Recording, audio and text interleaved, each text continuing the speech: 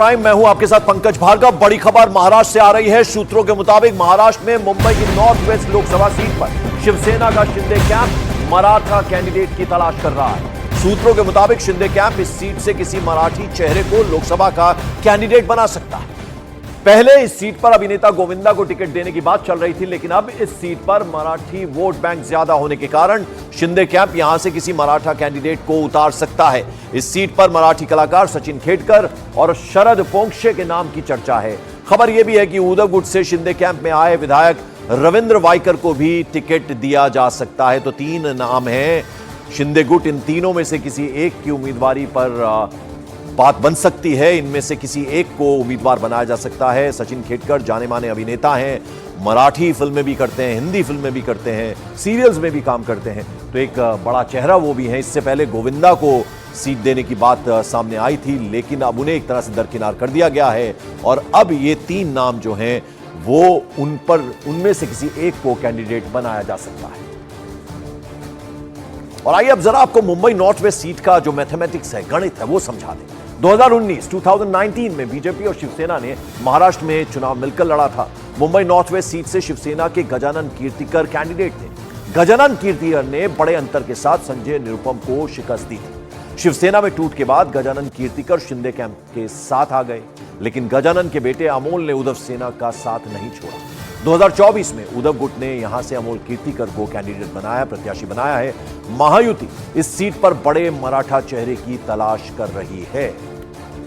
विवेक गुप्ता हमारे सहयोगी हमारे साथ जुड़ रहे हैं। विवेक, शिंदे गुट की अगर हम बात करें तो अब ये जो तीन नाम हैं इनके बारे में जरा बताइए। सचिन खेडकर को तो फिर भी थोड़ा लोग जानते हैं क्योंकि मराठी सिनेमा में एक बड़ा नाम है, वो हिंदी फिल्में भी करते हैं। ये जो बाकी के दो चेहरे, जरा इनके बारे में भी बताइए। पंकज, देखिए मुंबई नॉर्थ वेस्ट एक काफी अहम सीट मानी जा रही है और महायुति में बात करें तो ये सीट जो है वो शिवसेना के कोटे में आती है, यानी कि शिंदे कैंप के कोटे में आती है। जो पहले जिस तरह आपने बताया कि गजानन कीर्तिकर चुनाव वो सिटिंग एमपी है, लेकिन इस बार वो चुनाव नहीं लड़ रहे क्योंकि उनके बेटे अमोल कीर्तिकर उद्धव ठाकरे गुट से लड़ रहे हैं। अब रात जो तीन उम्मीदवारों जो सूत्रों से जानकारी मिल रही कि तीन उम्मीदवार यहाँ पर हो सकते हैं, शिंदे कैंप में शामिल हो सकते हैं। पहला जो नाम आ रहा है वो रविंद्र वाइकर का आ रहा है। रविंद्र वाइकर मौजूदा सिटिंग एमएलए हैं जो उद्धव गुट से हाल ही में अभी यहाँ पर शिंदे कैंप में आए हैं। लोकल एमएलए हैं, नॉर्थ वेस्ट में उनकी अच्छी पकड़ है, एक बड़ा चेहरा है, मराठी चेहरा है, तो उनका भी शिंदे को इस्तेमाल कर सकती है। हो सकता है कि रविंद्र वाइकर को वो वहां से अपना कैंडिडेट बना सके। दूसरा जो नाम आ रहा है वो आ रहा है सचिन खेडकर का। सचिन खेडकर एक मराठी फेस है, बड़े अभिनेता है, बॉलीवुड और मराठी फिल्मों और थिएटर में एक बड़ा नाम है, बड़ा चेहरा है, तो वो भी एक मराठी चेहरा है, बड़ा चेहरा है। इसलिए भी उम्मीद की जा रही है कि शिंदे कैंप उन्हें अपने पार्टी में शामिल कर उन्हें उम्मीदवारी वहां से दी जा सके। तीसरा नाम आ रहा है पुंचके का। पुंचके भी एक बड़ा मराठी फेस है, महाराष्ट्र में थिएटर के बड़े आर्टिस्ट हैं, मराठी फिल्मों भी काफी बड़ा उनका नाम है और बहुत सारी फिल्मों ने ऐसी की है जो किरदार निभाया है, उसमें उनका नाम काफी ज्यादा है। तो ये जो तीन नाम है वो शिंदे कैंप में कोशिश कर रहा है कि मुंबई नॉर्थ वेस्ट सीट से एक बड़ा जो चेहरा है मराठी फेस को वहां पर उतारा जाए। बिल्कुल, तो जल्दी ही चेहरा कौन होगा ये बात सामने आ जाएगी, लेकिन ये तय है कि गोविंदा का यहां से पत्ता कटता हुआ नजर आ रहा है। बहुत बहुत शुक्रिया विवेक गुप्ता। आगे बढ़ते हैं। महाराष्ट्र में एनसीपी शरद पवार आज अपने कैंडिडेट्स की दूसरी लिस्ट जारी कर सकते हैं। सूत्रों के मुताबिक दूसरी लिस्ट में 4 से 5 कैंडिडेट्स के नामों का ऐलान हो चुका है। वहीं एनसीपी शरद पवार ने अपनी पहली लिस्ट में 5 कैंडिडेट्स का ऐलान किया था। दूसरी लिस्ट 4 से 5 और उम्मीदवारों के नामों की घोषणा भी हो सकती है, यानी आज ये जो दूसरी लिस्ट है एनसीपी शरद पवार गुट की, वो सामने आ सकती है। तो ये महाविकास आघाड़ी का एक दल जो है उसमें शरद पवार एनसीपी है, तो उसकी दूसरी लिस्ट 4 से 5 नामों का ऐलान किया जा सकता है आज। और इस बीच मॉर्निंग प्राइम में आपको बता दें, महाराष्ट्र पहुंचे उत्तर प्रदेश के पूर्व डिप्टी सीएम और राज्य के पर्यवेक्षक डॉक्टर दिनेश शर्मा ने महाराष्ट्र की 48 में से 48 सीटों पर महायुति की जीत का दावा किया। दिनेश शर्मा ने कहा कि महाराष्ट्र में महायुति सभी 48 सीट्स जीत रही है। महाराष्ट्र में 48 सीट है, यहाँ पे बीजेपी और महायुति टारगेट लेके चली थी कि 48 में से 45 का टारगेट है। आप बोलिए 48 का 48 सीटें, इतना कॉन्फिडेंट? पहले देखा, जो चुनाव के पहले की बात थी, जैसे जैसे मोदी जी का नाम आ रहा है तेजी के साथ पे, दल टूट रहे हैं, लोगों के जो विपरीत दिल की भावनाएं थी वो टूट रही हैं और पूरा महाराष्ट्र जैसे मोदी मैं हो चुका है। महाराष्ट्र में ना ठाकरे फैक्टर्स हमेशा मैटर करता है। 2019 में आप लोग उद्धव ठाकरे और बीजेपी साथ लड़ी थी, अनफॉर्चुनेटली उनमें दरारें आ गई। 2024 में एक बार फिर से एनडीए कोशिश कर रही है या बीजेपी कोशिश कर रही है कि ठाकरे परिवार से कोई आपके साथ आए। अगर वो आते हैं तो कितना पावरफुल आप लोग के लिए होता है और क्या चांसेस हैं राज ठाकरे को लेकर? आप ठाकरे फैक्टर जो कह रहे हैं, श्रद्धेय बाला साहब ठाकरे जी का जो फैक्टर था वो क्या था? उनका फैक्टर था, उनका आइडियोलॉजी थी कि कांग्रेस इस देश का, कांग्रेस से बड़ी नकारा पार्टी कोई नहीं है। उनका स्टैंड क्या था?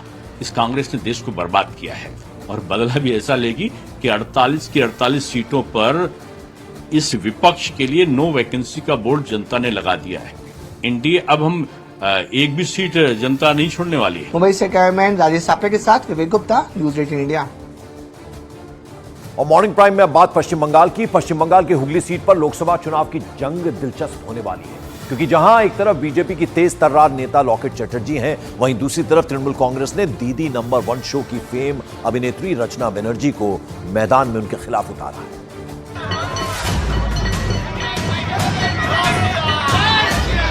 पश्चिम बंगाल की हुगली सीट हमेशा से सुर्खियों में रही है और इस बार इस सीट पर लड़ाई ग्लैमर की दिखाई देगी, क्योंकि बीजेपी के ग्लैमर और वाइब्रेंट नेता लॉकेट चटर्जी के सामने लोकप्रिय टीवी शो दीदी नंबर 1 की अभिनेत्री रचना बनर्जी को टिकट दिया है। यानी पश्चिम बंगाल की हुगली लोकसभा सीट पर इस बार कांटे की टक्कर होने वाली है। दिलचस्प बात यह है कि दोनों ने लगभग एक साथ ही अपने अभिनय करियर की शुरुआत की थी और कई फिल्में एक साथ कर चुकी हैं। इसीलिए सोशल मीडिया पर दोनों के एक साथ कई सीन भी तेजी से वायरल हो रहे हैं। लॉकेट पहले से राजनीति में है तो रचना पहले बार चुनावी मैदान में ताल ठोक रही हैं। हुगली में लड़ाई दो अभिनेत्रियों के बीच में है और फिलहाल दीदी ने जिन पर भरोसा किया है वो है दीदी नंबर 1 यानी कि रचना बनर्जी। हम उनसे बात करेंगे। रचना दी, कैसा रिस्पांस मिल रहा है? बहुत बढ़िया रिस्पांस मिल रहा है। कितने सारे लोग आप देख रहे हो रास्ते में, इतना धूप है, इतनी गर्मी है, फिर भी लोगों का प्यार, लोगों का उत्साह बहुत ज्यादा है।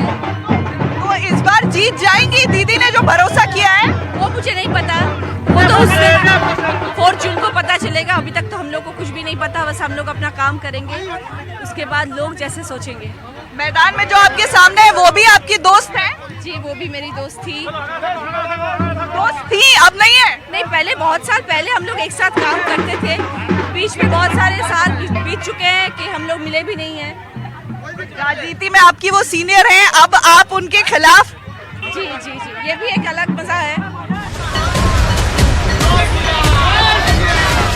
फिलहाल हुगली में दोनों ही जोरदार तरीके से अपने अपने चुनाव प्रचार में जुटी हुई हैं। जहां एक तरफ रचना बनर्जी पहली बार चुनाव मैदान में उतरकर पूरे जोश में हैं, तो वहीं लॉकेट चटर्जी हुगली के घर घर जाकर लोगों से वोट अपील में जुटी हैं और महिलाओं को साथ में लेकर कैंपेन में जुटी लॉकेट चटर्जी संदेशखाली की घटना को ममता सरकार के खिलाफ भुनाने को पूरी कोशिश में दिखाई दे रही हैं। महिला के साथ है तो आप जानते हैं कि इस टाइम में संदेशखाली का इशू पूरा देश में सब लोग जानते हैं कि संदेशखाली में महिला लोग का क्या हुआ है। और दूसरा बात है कि करप्शन, करप्शन का जो बात है तो 2 विषय आते हैं कि एक संदेशखाली आते हैं और एक करप्शन पूरा बंगाल में जो प्रधानमंत्री आवास योजना को लेके आपका जो स्वच्छ भारत को लेके जो पैसा यहाँ पे आते हैं, 100 दिन का जो काम का लिए जो पैसा आते हैं, मनरेगा का जो पैसा आते हैं, सबको लेके यहाँ पे बहुत बड़ा करप्शन है। करप्शन के विपक्ष में हम लोग लड़ रहे हैं। आपके खिलाफ जो मैदान में है, कभी आपकी दोस्त रही हैं, आपके साथ काम भी कर चुकी हैं रचना बनर्जी। हम लोग फिल्मों में काम किया है, बहुत सारा फिल्म एक साथ किया है, बहुत सारा टाइम भी एक साथ हम लोग बिताया है। लेकिन ये पॉलिटिकल क्षेत्र है, ये पूरा दूसरा जगह है। ये बहुत ही मतलब प्रैक्टिकलिटी है इसमें, रियलिटी है इसमें, जनता के साथ मतलब कनेक्शन का बहुत बड़ा एक मुद्दा होता है। तो इसमें तो अलग ही है हम लोग, क्योंकि हम 10 साल से राजनीति में हैं और वो अभी आए हैं तो उनको स्वागत है।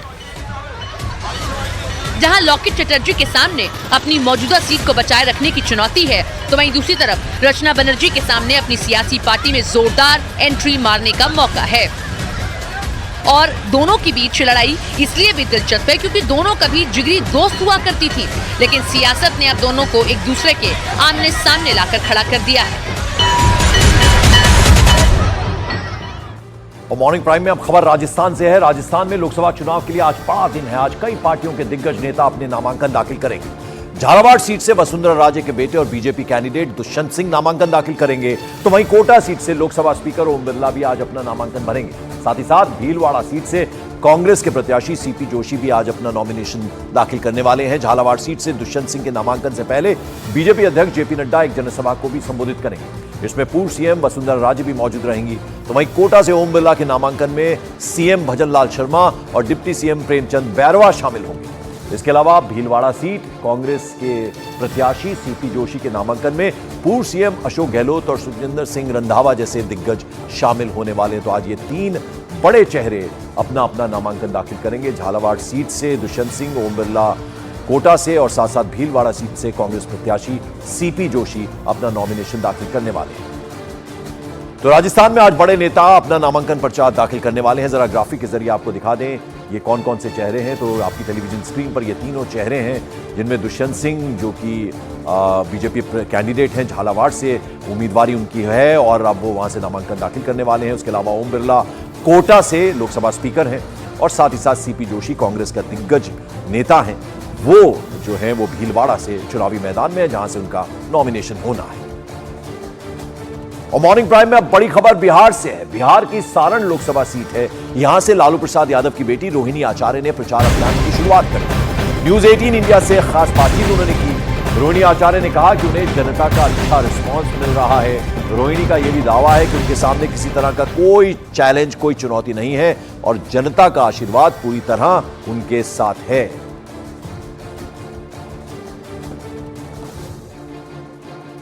रोहिणी जी, छपरा से आप चुनाव लड़ रही हैं, जनता का क्या रिस्पांस मिल रहा है और मुद्दे क्या होंगे? जनता को तो आप सुबह से रिस्पांस देख रहे हैं, मतलब 1 इंच रोड पे बचा नहीं है कि खाली मिले आपको। जगह जगह मैं 3-3 घंटा दिल्ली चल रही हूँ अपने आगे का प्रोग्राम से।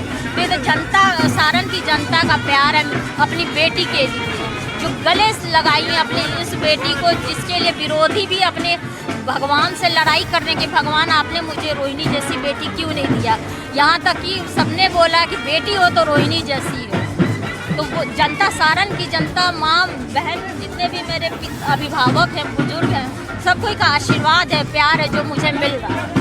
आप यहाँ से चुनाव लड़ रही हैं, दूसरी तरफ 400 पार की बात की जा रही है। आपके विरोध में यहाँ से जो सांसद है राजीव प्रताप रूढ़ी, वो चुनाव मैदान में है।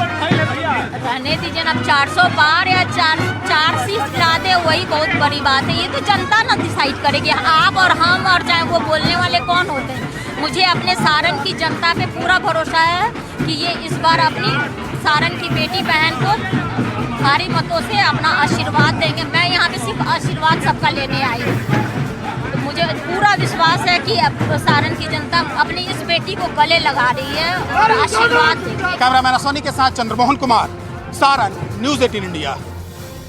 और वैसे आपको बता दें, किसी भी सीट की जीत और हार में जातीय समीकरण का अहम रोल होता है। सारण की अगर बात करें तो सारण का जातीय समीकरण काफी इंटरेस्टिंग, काफी दिलचस्प है। अब इस सीट का जातीय समीकरण भी जरा समझना जरूरी है।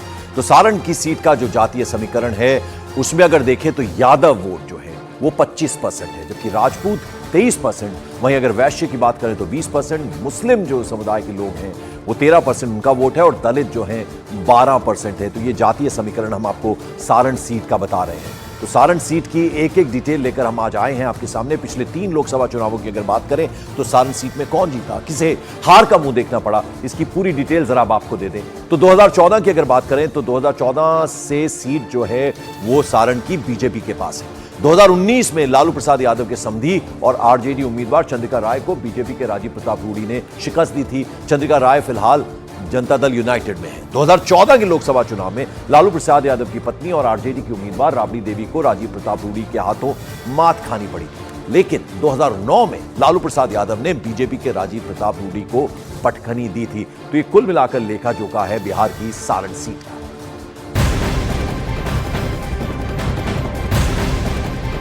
और मॉर्निंग प्राइम में बड़ी खबर आ रही है अरविंद केजरीवाल से जुड़ी हुई। आम आदमी पार्टी की नेता आतिशी ने दावा किया कि अरविंद केजरीवाल का तिहाड़ जेल में वजन घट गया है। उन्होंने दावा किया है कि गिरफ्तारी के बाद अरविंद केजरीवाल का वजन 4.5 किलो के करीब घट गया है। उन्होंने आरोप लगाया कि बीजेपी उन्हें जेल में डालकर उनकी सेहत को खराब करना चाहती है। हालांकि आतिशी के इस दावे पर तिहाड़ जेल एडमिनिस्ट्रेशन ने साफ कर दिया है कि अरविंद केजरीवाल पूरी तरह से स्वस्थ हैं, बिल्कुल ठीक है। लगातार डॉक्टर